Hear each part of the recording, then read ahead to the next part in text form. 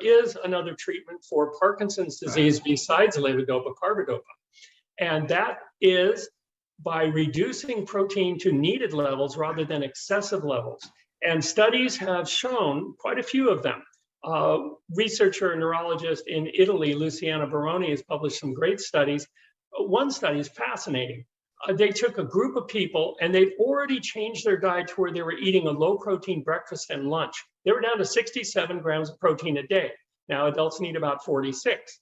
So during the study, half of them lowered their protein down to 49. And the amazing thing was that the Unified Parkinson's Disease Rating Scale was twice as good, and results did not take long at all. Also, the Hone and Yar scale improved by about double.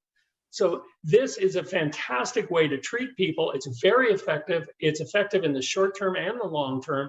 And the reason is because levodopa is made in all of our bodies, with or without Parkinson's disease. It's made from tyrosine through the enzyme tyrosine hydroxylase. And tyrosine is an amino acid that when you eat a lot of protein in a meal, much more than you need, which is what Americans do at every meal.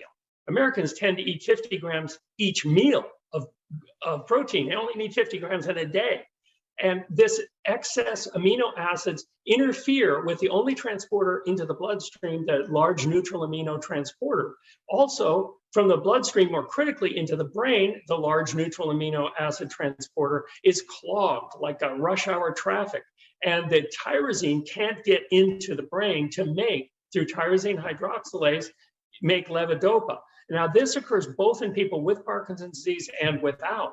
So you're effectively increasing their levodopa that's made in their body by reducing their protein. This reduces symptoms just as if you'd given them more levodopa. It also is fantastic, increases the levodopa effect on the person. Now, we all know that you shouldn't give levodopa at the same time as a large meal, right? That's standard advice.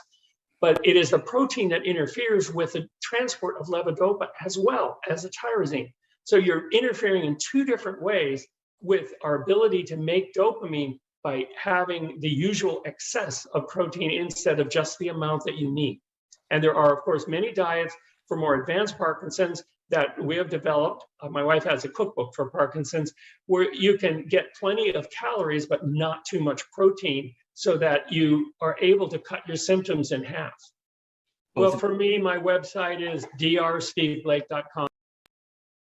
Thank you all. It's been a pleasure.